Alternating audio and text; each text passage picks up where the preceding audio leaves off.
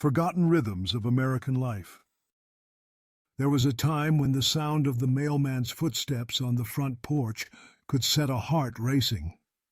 Children would wait by the window each morning, listening for the familiar squeak of the bicycle or the quiet rumble of the postal truck.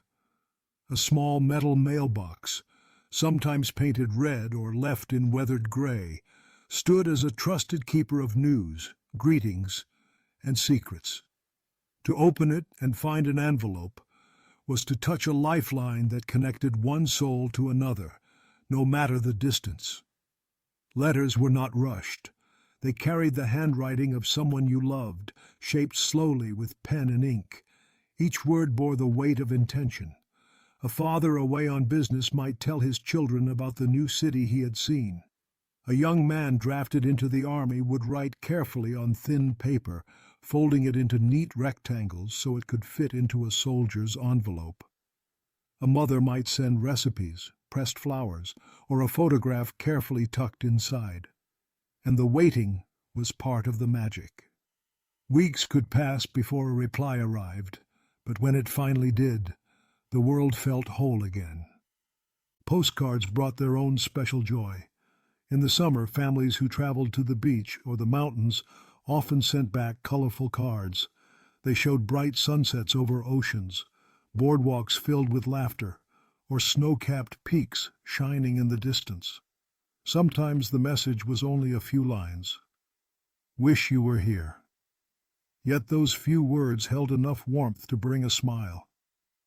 During the holidays, postcards decorated with snowy cottages or angels filled with glitter dust became treasures, pinned to the wall or placed on the mantel. There was a ritual to letter writing that children learned from their parents. You sat at the kitchen table often after dinner, with paper and envelope set neatly before you. A pen scratched slowly across the page, and the silence of the room made each word seem more thoughtful. Choosing a stamp was a little joy in itself, each design reflecting a piece of the country's history or pride. Then came the walk to the mailbox at dusk, the envelope slipping from your fingers into the darkness inside. From that moment, you trusted the mail to carry your thoughts safely, to make the journey you could not. Unlike today, when messages travel in seconds and are often forgotten just as quickly, letters carried weight and permanence. They were kept in shoeboxes, tied with ribbon, or tucked away in drawers where they waited to be rediscovered. Decades later, families still find bundles of faded envelopes, their corners soft, the ink slightly smudged. Opening them is like opening time itself. You hear the voice of someone long gone. You see the world through their eyes, and for a moment, the distance between past and present dissolves. For children of that era, the arrival of the mail was an adventure. Sometimes it was the thrill of receiving a birthday card with 2 crisp dollar bills folded inside. Sometimes it was the excitement of ordering something from a comic book advertisement and waiting weeks for it to arrive. The anticipation itself became a memory, one that made the actual gift or letter even more precious. Even today, older generations recall the smell of ink and paper, the weight of an envelope in their hand, and the comfort of knowing someone took time to think of them. Letters were more than communication. They were connection, patience, and love made tangible. There was something almost sacred about the mailbox in front of each home. It was not only a metal box with a flag or a slot, it was the heartbeat of communication. Children would compete to see who could be the first to hear the creak of its lid being lifted. Mothers often sent them running barefoot down the walkway to bring back the day's delivery. The sound of envelopes rustling together inside brought a spark of curiosity. Bills, perhaps, or catalogs, but sometimes there was a treasure waiting. Catalogs were part of that anticipation. A Sears or Montgomery Ward catalog arriving in the mail could be an event in itself. Families would sit together at the kitchen table, turning glossy pages filled with everything from new furniture to winter coats to toys that seemed too good to be true. Children circled their wishes in pencil, knowing full well most would remain dreams, yet it gave them hope and excitement. But the letters, those were different. They were personal. They were real voices captured on paper. The ritual of writing letters was tender. A grandmother might sit by the window in the afternoon light, her spectacles resting low on her nose, a fountain pen poised carefully over stationery embossed with little flowers. She would pause often, tapping her lip as she thought about which details to include. Did she mention the roses blooming in her garden? Or how the neighbor's dog had learned to fetch the morning paper? She wrote not to impress, but to share, to remind her children and grandchildren living far away that life back home still held small joys. The act of receiving such a letter was profound. Children opened them slowly, tearing the paper just enough to slide the folded sheet free. The first glance at the familiar handwriting felt like a hand reaching across miles. Reading each sentence aloud in the living room became a family ritual. A father home from work, still in his shirt and tie, might listen intently as his wife read aloud a letter from her sister in another state. The words filled the home with presence, as if the distant relative had entered the room to speak. Some letters were written during times of hardship. In the years following the war, thousands of young men and women wrote to loved ones from overseas. Those letters carried not only news, but courage and hope. The paper was thin, often stamped with military markings, yet the emotions they carried were weighty. Wives clutched them close, rereading them late at night by the soft glow of a bedside lamp. Children pressed the envelopes to their cheeks, imagining they could feel their father's touch in the paper. Postcards, meanwhile, brought color into everyday life. They were small windows into other worlds. A cousin visiting Niagara Falls might send back an image of rushing water so vivid you could almost hear the roar. A friend traveling to Florida might send a card with palm trees bending in the breeze, the colors brighter than anything seen in a northern town. For those who rarely left their hometowns, these cards were magical, proof that the world was wider than the horizon they saw each morning. There was an art to choosing a postcard. Travelers would spend minutes standing before the rotating racks in gas stations, selecting just the right picture to capture a place. Sometimes they bought several, knowing each relative would appreciate a different view. Writing space was limited, so the words had to be simple but heartfelt. Having a wonderful time. Weather is perfect. Thinking of you. Those phrases, brief as they were, carried genuine affection. Even businesses relied on postcards. Small-town shops often sent postcards to loyal customers announcing sales or holiday greetings. Doctors sent reminders of upcoming appointments. In an age before digital advertising, a postcard arriving in the mail was a gentle nudge, and people welcomed it instead of ignoring it. Children often collected postcards, pinning them to corkboards or taping them above their desks. They were little souvenirs, proof that someone thought of them from far away. Some children even traded postcards the way others traded marbles or baseball cards. The ones with the most exotic scenes, Las Vegas at night, the Grand Canyon glowing at sunset, became prized possessions. Beyond their practical use, letters and postcards carried a deeper rhythm of life. They required patience, because every message traveled slowly. The time between sending and receiving allowed for anticipation to grow. When you held an envelope in your hand, you knew the writer had sat down days or weeks earlier, perhaps under a different sky, to think of you. That sense of effort and care gave each letter a weight that text messages today can never hold. Inside many homes, there were boxes filled with these treasures. Mothers tied them with string or ribbon, neatly stacked in dresser drawers or tucked on closet shelves. Years later, after parents had passed on, children discovered these collections. Reading through them was like traveling back in time. The ink had faded, but the emotions remained clear. Love letters exchanged by young couples revealed tenderness in every line. Holiday greetings told of the changing seasons. Postcards captured the joy of summer trips and Christmas visits. Each piece of paper was a time capsule, holding moments that could never be replaced. Even the stamps on those envelopes told a story. Children loved to study them, tracing their designs with small fingers. Some depicted flags waving proudly, others featured famous leaders or landmarks. Collectors prized unusual stamps, carefully steaming them off envelopes to press into albums. They were tiny works of art, reminders that even small details carried significance in everyday life. There was also the moment of handwriting itself, something that gave every letter a soul. People of that time could often recognize a loved one's script from across the room.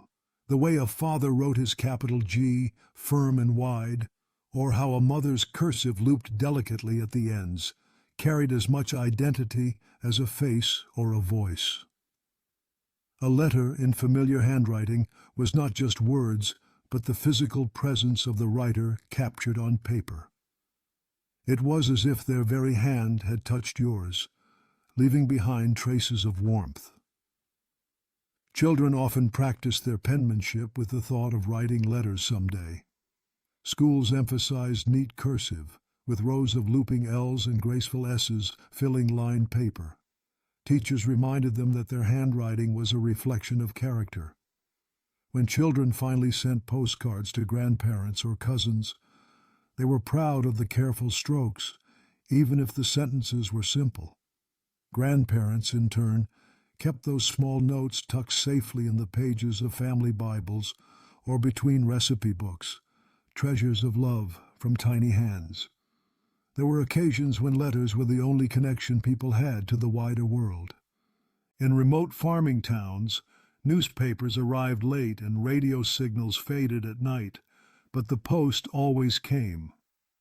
A letter from a cousin in Chicago describing the bustle of city streets, or a relative in California describing fields of orange trees opened horizons. The written word carried new ideas, news of distant relatives, and sometimes even recipes that traveled from one kitchen to another. During holidays, mailboxes overflowed. Christmas brought an avalanche of cards, often adorned with glitter, angels, or snowy scenes. Families proudly displayed them on mantelpieces, taping them to door frames, or arranging them in circles on tabletops. Each card was a reminder that someone had taken the time to choose, sign, and send it. Children loved opening the envelopes, marveling at the colorful illustrations and running fingers across the raised ink of embossed greetings. Some cards included photographs, black and white portraits tucked inside, which added even more joy. Valentine's Day was another occasion when mail carried tender surprises. Children exchanged simple cards at school, often decorated with hearts and cartoon characters. But the true excitement was receiving a special card at home, perhaps with candy hearts or a personal note. Young sweethearts sent each other folded paper hearts, sometimes accompanied by shy, handwritten poems. Those little notes, saved in shoeboxes under beds, became part of the tender history of first loves. Even in times of sorrow, letters carried comfort. When families lost loved ones, sympathy cards poured in. Neighbors, co-workers, and distant relatives expressed condolences in their own handwriting, offering words of prayer and strength. These letters were read quietly at kitchen tables, sometimes with tears falling on the paper. Long after the funeral ended, the cards remained as silent reminders of kindness and connection. For soldiers far from home, mail was life itself. The phrase mail call could turn a dreary day into one of joy. Men stationed overseas waited anxiously as names were called. Each letter delivered sparking cheers or sighs. To receive a letter was to receive hope. Even brief words like, "We are well and thinking of you every day," carried the power to sustain weary spirits. Some soldiers tucked letters inside their uniform pockets, keeping them close through battles, holding on to them as anchors of love. The beauty of postcards lay in their simplicity. A picture of a lighthouse, a city skyline, or a famous landmark told a story at a glance. Families traveling cross-country in the 1950s would stop at roadside diners and gift shops, filling racks with postcards. Children begged to send them to friends, scribbling on the back with pencils while sipping milkshakes. Postmarks stamped across the corner told where the card had traveled, tiny symbols of a journey. Sometimes postcards bore humor. Comic illustrations of beachgoers or exaggerated cowboy scenes added laughter. Grandparents often tucked these funny cards into letters, knowing they would make children giggle. Humor softened the distance, bridging miles with a smile. And yet, the most touching postcards were the simplest. A brief note from a grandmother on vacation in Florida writing, "Wish you were here," was enough to stir hearts. Children felt included in her adventure. Parents read the line with warmth, glad that distance had not dimmed affection. In many households, letter writing was not just an occasional task, but a cherished ritual. After Sunday dinner, while the house grew quiet, parents would often sit at the kitchen table with a cup of coffee and a stack of stationery. Children learned to respect that moment, understanding that it was a time when thoughts were gathered, news was shared, and hearts were opened across miles. The scratch of the pen was steady and unhurried, every word chosen with care. Stationery itself carried meaning. Some families kept special sets for important occasions: thick, cream-colored paper for condolences, floral patterned paper for cheerful greetings, and plain-lined sheets for everyday notes. Envelopes bore the scent of the home, sometimes faintly marked by the fragrance of a nearby rose garden or the aroma of pipe tobacco. A sealed letter was more than communication. It was a part of the household sent forth into the world. Children, too, were invited to participate. Mothers often reminded them to write thank-you notes after birthdays or Christmas, a practice that instilled gratitude and discipline. At first, children protested, reluctant to sit still and compose sentences. But over time, they learned the joy of sending and receiving. When a letter in return arrived with a relative's warm response, the lesson was sealed in memory. Pen pals became a bridge between cultures. Schools encouraged children to exchange letters with peers in other states or even other countries. A boy in Nebraska might learn about life in France through a pen pal's careful handwriting, while a girl in Ohio discovered the customs of a friend in Japan. These letters, often written slowly with the help of dictionaries, created lifelong friendships. Some pen pals met years later as adults, marveling at how words had carried their friendship across oceans. For teenagers, letters held the electricity of young romance. A folded note slipped discreetly into a locker or handed in a hallway could quicken the pulse more than any spoken word. In the 1950s and 60s, long-distance courtships thrived on letters. Young men away at college wrote tender notes to their sweethearts back home, while young women sealed envelopes with lipstick kisses, hoping their affection traveled faithfully through the mail. Each letter was read and reread until the paper softened, tucked carefully under pillows or in dresser drawers. Families treasured letters as heirlooms. Bundles of correspondence were tied with ribbons and kept in shoeboxes or trunks in the attic. Decades later, grandchildren discovered them, opening not just envelopes, but windows into the past. Letters revealed the voices of ancestors, the rhythm of daily life, and the depth of emotions once lived. Some families passed these collections down, treating them as priceless family artifacts, equal in importance to photographs or heirlooms. There was also the beauty of waiting. Unlike today's instant communication, letters required patience. Days or weeks might pass before a reply arrived. That waiting carried its own sweetness. The anticipation made the words more precious, the reunion through paper more heartfelt. Families understood the value of patience and how joy is heightened when it is not immediate. Even the act of mailing a letter carried a certain dignity. Walking to the corner mailbox, hearing the metallic clang of the lid closing, and knowing the letter was on its journey gave a sense of participation in something larger than oneself. The blue mailboxes on street corners were part of the neighborhood's heartbeat, steady and reliable. Children loved to drop envelopes inside, stretching on tiptoe, feeling as though they were sending a secret into the wide world. And so, letters and postcards were never just pieces of paper. They were lifelines, storytellers, and witnesses to both ordinary days and extraordinary events. They celebrated birthdays, announced engagements, carried condolences, recorded histories, and whispered affections. They connected farmhouses to cities, grandparents to grandchildren, soldiers to sweethearts, and strangers to new friends. They stitched together the fabric of a community across miles and decades. Life in mid-century America was painted with the colors of small towns, where everyone seemed to know one another and every corner carried a story. A small town was not just a place on a map.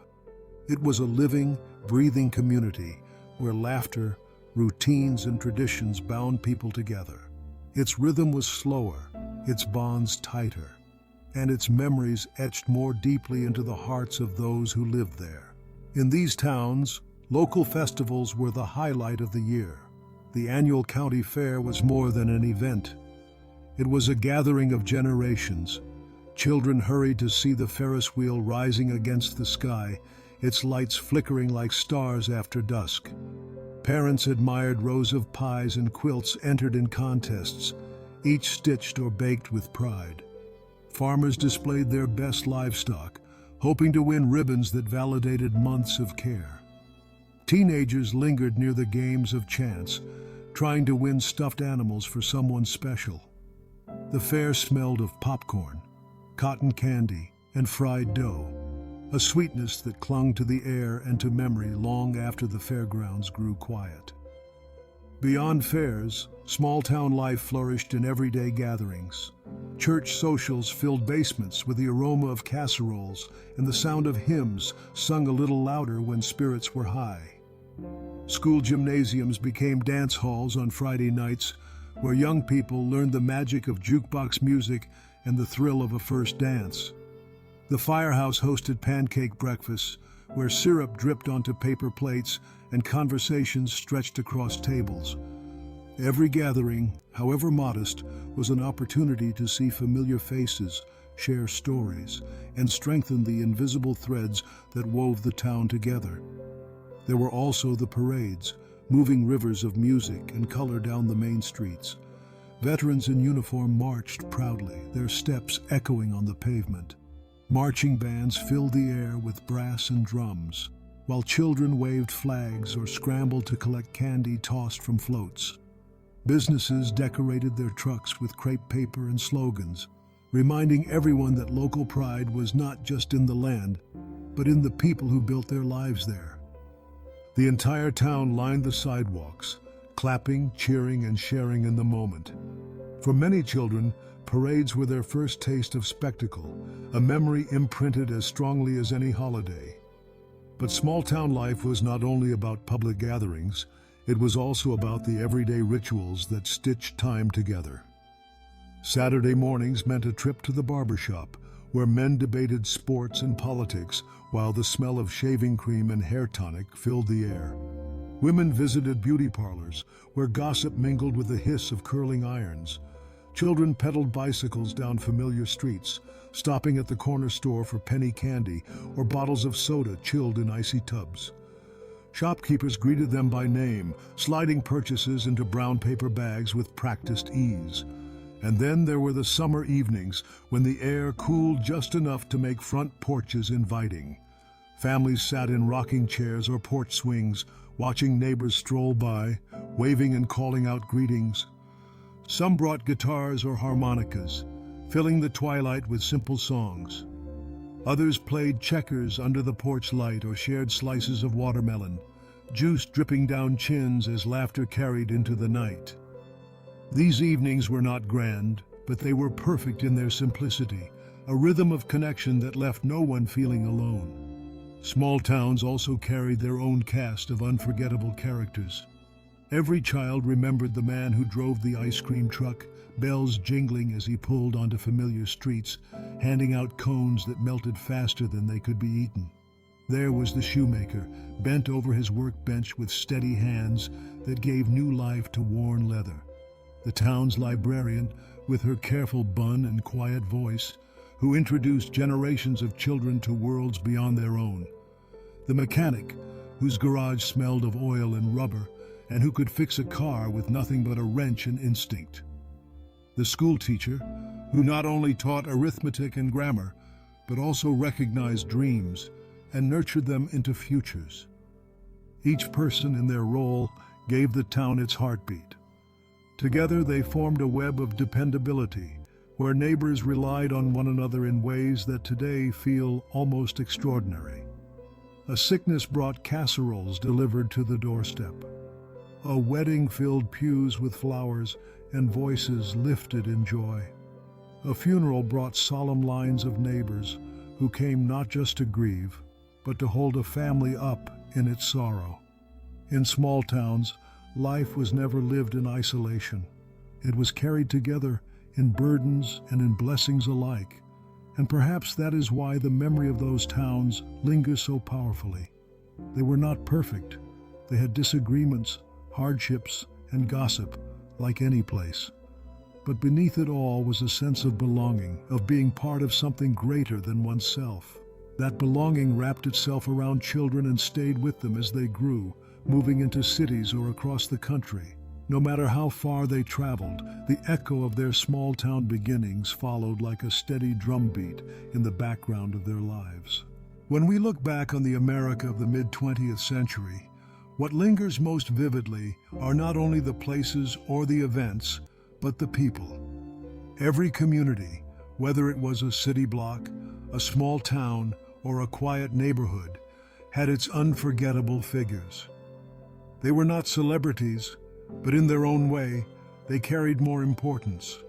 They shaped childhoods, gave color to daily life, and left impressions that remain strong in memory even after decades.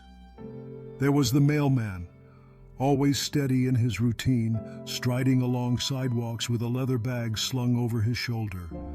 He knew every house, every family, and often every dog that barked at him. For children, he was a kind of daily miracle, the one who brought postcards from faraway relatives or letters that smelled faintly of perfume. In winter, he trudged through snowdrifts, leaving trails of boot prints, and in summer, he wiped sweat from his brow, but never failed to smile and wave. The mailman was more than a government worker. He was a link between households and the larger world. Then there was the grocer, standing proudly behind counters stacked with fresh produce and jars of preserves. He often extended credit when families fell on hard times, jotting down balances in a worn ledger with the trust that people would pay when they could. He slipped an extra apple into a child's bag or handed out sticks of gum with a wink. His store smelled of sawdust on the floor and the sweetness of ripe fruit, and he was as much a part of the shopping experience as the goods themselves. For many, he embodied honesty and generosity. In every town, a teacher stands out in memory. Perhaps she wore horn-rimmed glasses and dressed in modest skirts, her chalk-dusted hands drawing neat letters on the blackboard. She pushed students not only to memorize, but to imagine, to believe that they were capable of more than they knew. She noticed when a child was hungry and discreetly found a way to help. She spotted the spark in a shy boy's love for stories or a girl's knack for numbers. Decades later, adults still remembered her voice encouraging them to reach beyond what they thought possible. Another figure often remembered is the mechanic, his shirt sleeves rolled up, arms smudged with grease, and a smile quick to spread across his face. He could coax life back into an engine that others might have declared beyond saving. His garage was a gathering place where men lingered, sipping sodas from glass bottles while trading stories of work, sports, or weather. He never rushed a neighbor away, and sometimes he fixed small things without charging at all.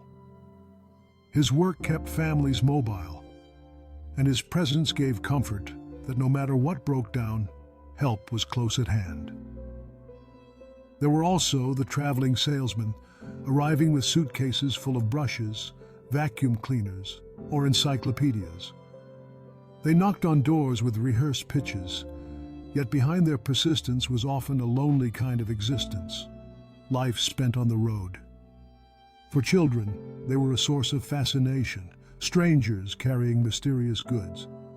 For housewives, they were sometimes a break in the monotony of the day, someone new to talk to even if no purchase was made. They were woven into the fabric of the times, symbols of ambition and resilience. The barber, too, was a character hard to forget. His shop was a social hub, a place where men gathered not just for haircuts, but for news, jokes, and camaraderie. His scissors snipped in rhythm with conversation, and his chair became a seat of storytelling.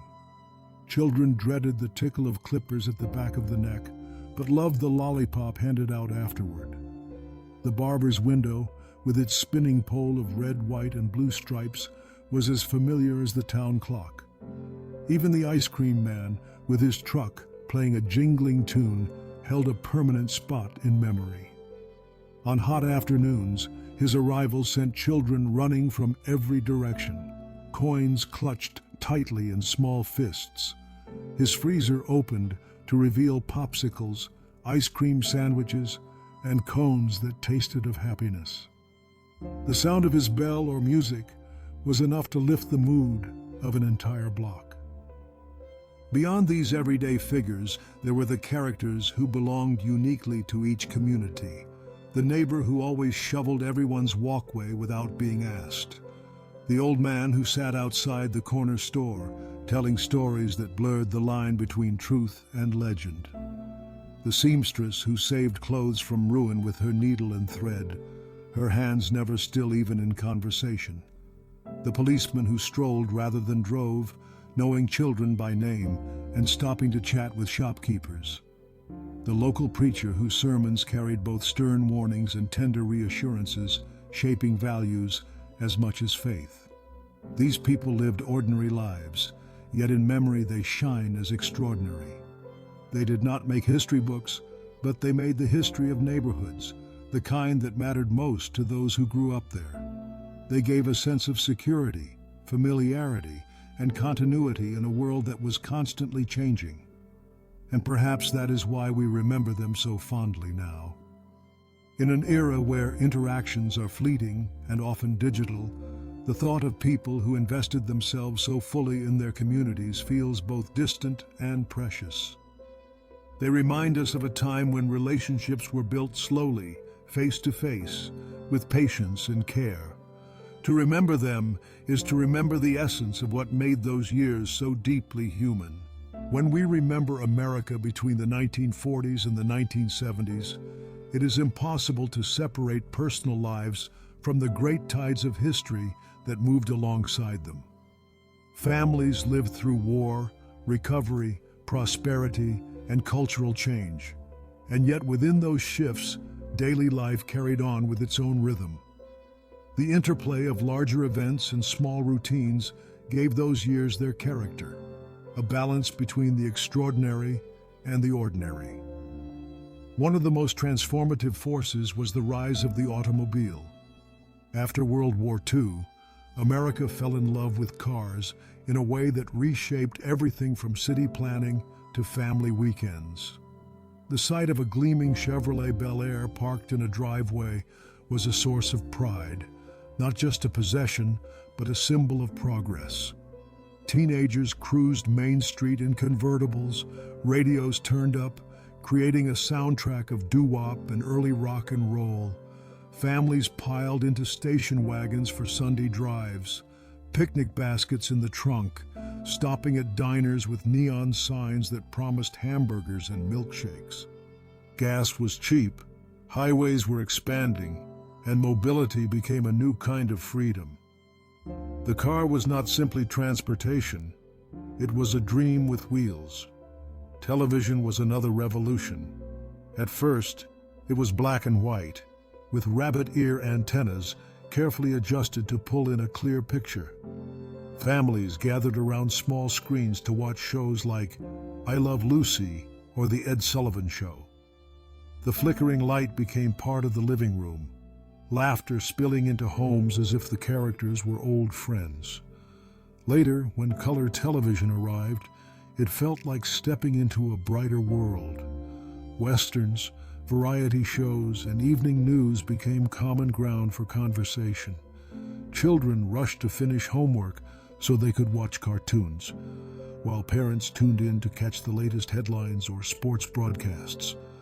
Television reshaped leisure and created a shared culture, a rhythm of programming that ordered evenings and weekends. Yet, for all the novelty of cars and television, the weight of history also pressed heavily on families. The war years had left scars. Ration books, sons who never returned, mothers who carried both work and worry. Veterans came home to start families, to build houses in new suburbs, but they also carried memories they rarely spoke aloud. Communities held parades on Memorial Day, waving flags and honoring the fallen, while children listened wide-eyed to fragments of stories about distant battles. In the post-war years, prosperity blossomed. New appliances appeared in kitchens, gleaming refrigerators, washing machines, and electric ranges that promised to lighten the burden of housework. Supermarkets offered abundance in ways earlier generations had never known. For many, this was a time of optimism, when the American dream seemed tangible. College attendance rose, home ownership expanded, and families began to believe the future was wide open. Yet even in these golden days, there were undercurrents of change. Civil rights marches, Cold War anxieties, and the shifting roles of women stirred conversations at dinner tables and whispered debates in living rooms. The Cold War itself hung like a shadow. Children practiced duck and cover drills in classrooms, crouching under desks as if thin wood could shield them from nuclear fire. Families built bomb shelters in basements or backyards, stocked with canned goods and water. News of Sputnik orbiting overhead made parents anxious and spurred schools to emphasize science and math. It was a time of both fear and wonder, when the future seemed poised between destruction and discovery.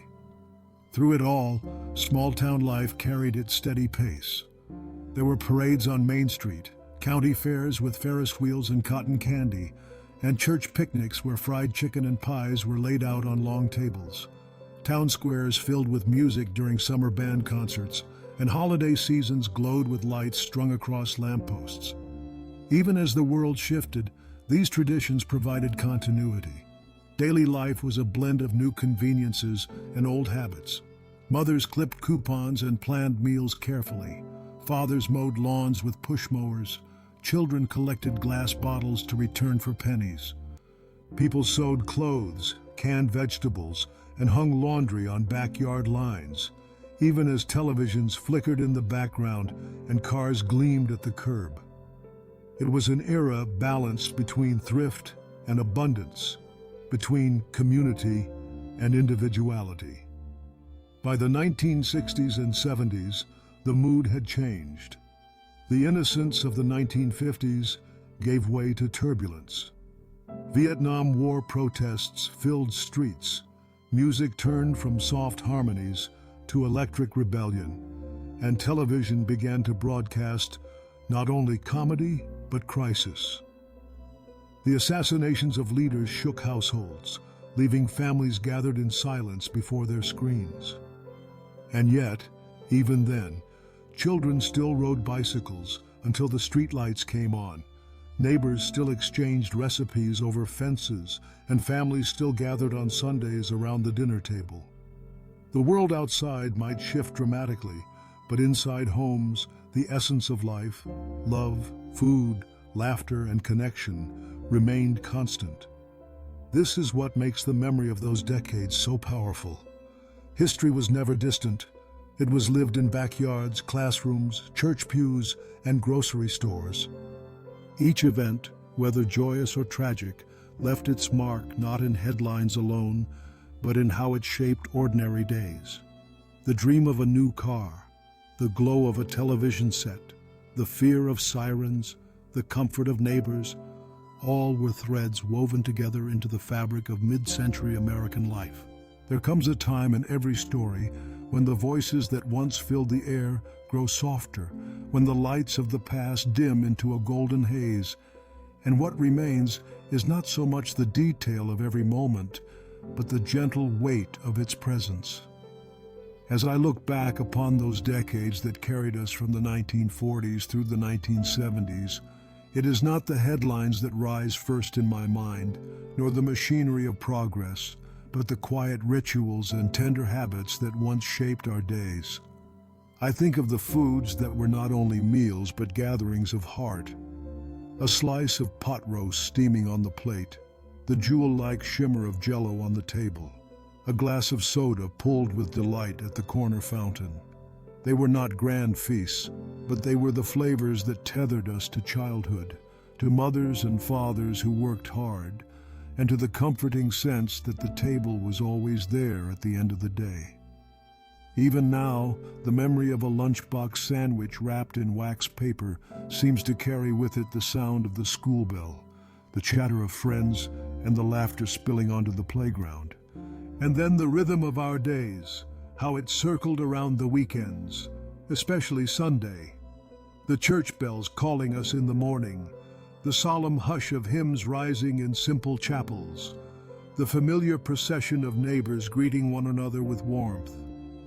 Then the noon meal, where family gathered around the table as if no one had ever been apart. The smell of roast chicken, the sweetness of apple pie cooling by the window, the voices mingling in conversation. As the afternoon waned, the stillness came, sometimes broken by the turning of a newspaper page or the clatter of children playing one last game in the yard. And when night fell, the glow of a black and white television in the living room drew us close once more, whether to watch the Ed Sullivan Show or to listen to the laughter of sitcoms that would echo in our minds as we drifted toward sleep. There were the shops too, the department stores that felt like small palaces when we were young, each floor revealing treasures, from dresses that swayed on mannequins to radios that hummed with new music. Even the grocery store was an adventure, the jingling of coins in a mother's purse, the rattle of a paper bag, the clinking of glass bottles of milk placed in the box outside the door. These places were more than stops in a day. They were part of the choreography of community life, where one always ran into a friend or exchanged a smile with a neighbor. And beyond the walls of our homes and stores, there stretched the small towns, each carrying its own flavor of life. I remember the fairs that lit up the summer nights, the Ferris wheels glowing against the twilight, the laughter of children holding cotton candy, the music of a local band carried on the breeze. I remember the church bazaars, the harvest festivals, and the quiet parades that marched down Main Street where everyone recognized every face. These were not spectacles for the world. They were gatherings that told us who we were, that stitched us together in bonds of belonging. There were people, too, unforgettable in their ordinariness. The milkman who always tipped his cap, the grocer who knew everyone's name, the teacher whose sternness was only a mask for her deep devotion to her students, the mechanic with grease on his hands but kindness in his eyes, the postman who delivered not just letters but connections across miles. They are gone now, many of them, but in memory they remain as vivid as the smells and sounds of that time. To think of them is to feel once again the steady rhythm of days when each person had a place and each place felt secure. Of course, the wider world pressed in, as it always does. The wars left their mark, etched in absence and in the hush of families waiting for news. The booming of industry and the rise of automobiles changed our landscapes, filling streets with Chevys and Fords that gleamed like promises. The flicker of television screens carried us from black and white to color, turning our living rooms into small theaters where history unfolded alongside entertainment. Yet even within these currents of change, daily life seemed to move with a patience we no longer know. When I gather these fragments together, they do not stand as separate chapters, but as pieces of one long, unbroken song. A meal on a Sunday, a letter slipped into a mailbox, a fair at the town square, a teacher writing lessons on a chalkboard. They flow together as seamlessly as the seasons, each feeding the other, each memory deepening the next. To remember them is to feel the slow turning of time itself, to hear once more the hum of a refrigerator, the ring of a rotary phone, the clatter of shoes on a school hallway floor. And so the story closes, not with an ending, but with a stillness. Like sitting on a porch in the quiet of dusk, the day behind and the night gently waiting. The voices of family have faded into the rooms. The laughter of children lingers like echoes in the yard, and the scent of supper still drifts faintly in the air. What remains is only the warmth of it all, the tender ache of knowing that those days are gone, yet never truly lost. For in memory, they live as softly as candlelight. The faces of those we loved, the streets of the towns we knew, the sounds of radios and the taste of Sunday pie, all gather around us like a quilt pulled close. And as we close the book of these recollections, it is enough to sit quietly and let the glow of yesterday rest in the heart, unchanged, eternal, and deeply our own.